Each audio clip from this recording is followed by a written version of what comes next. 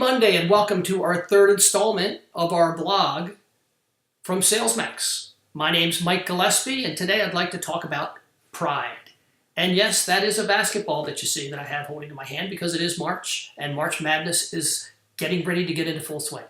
So when you think about it, think about your favorite team. Think about the feeling that you get when you see your team, especially if they're winning and they're making it to the Final Four, if that's possible.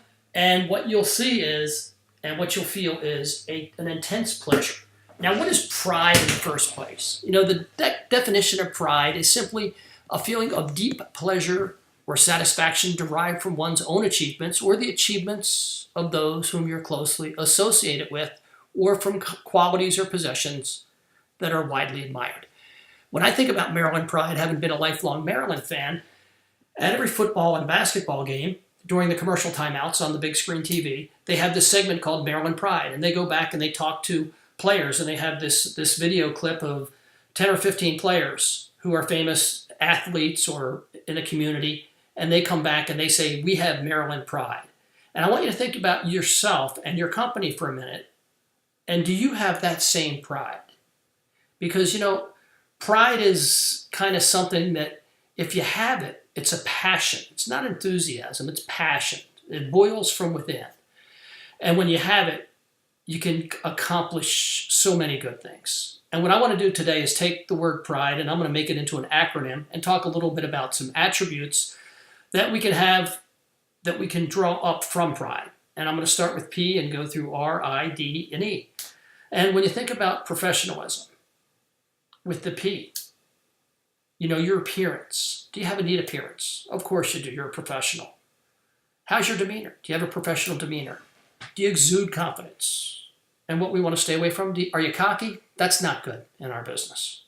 Are you reliable? Are you competent? Do you have ethics? Of course you do. You're successful. You're in this business. Do you have poise? Do you have great phone etiquette? Do you have written skills and verbal skills? Yes, you do. That's professionalism. So that's the P. Let's move on to the R for a second. Repetition. In our business, it sometimes is a grind because we're going out there every day doing the same thing, trying to accomplish the same goal. But it's repetition. And if we can have repetition and do it with passion, then we're going to be incredibly successful. If we say what we're going to do and do what we're going to say, then that's a great thing. Consistency and repetition. That's one of the traits, or many of the traits, that the best have. The I in pride, intensity. The passion to help solve problems. Providing great world-class solutions for your company. And is it authentic? Do you really have that intensity to get in there every day, mix it up, and go to work to try to help provide the best solutions you can? Of course you do. The D, the drive. Do you have the drive every morning to get up and to go, to passionately achieve your goals? The amount of meetings, who you want to see, what you want to say, the amount of business you want to generate. Are you strongly motivated? Do you have that drive? And moving on to the E, the execution. Are we getting the results that we want? Are we executing every day in our field? How can we better execute? Do the things that are going to produce income and eliminate the things that don't make us any income. Let's execute, do a better job. And I just want to end on a quick story about a woman who one day was traveling through the countryside in the summer, very hot, humid day. She came across a building site and she walked up and she saw some workers and she went up to the first worker and she says, "Gosh, what are you doing here?"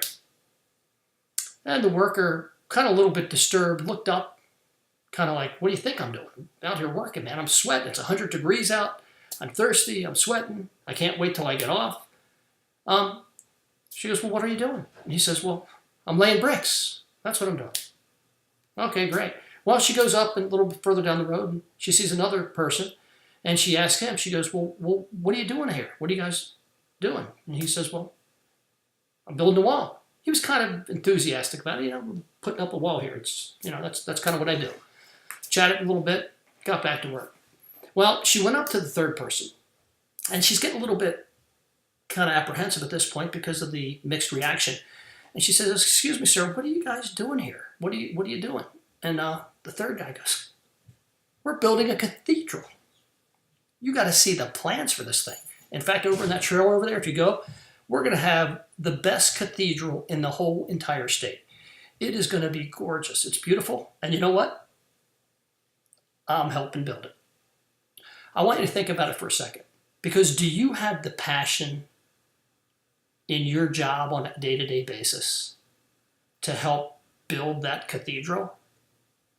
We all have the ability, but do we have the passion to build that cathedral, to make our territory and to make our advisors the best they can be by providing world-class solutions and doing the things that are going to positively impact people's lives? With that, I hope you have a terrific March. I hope your teams do well.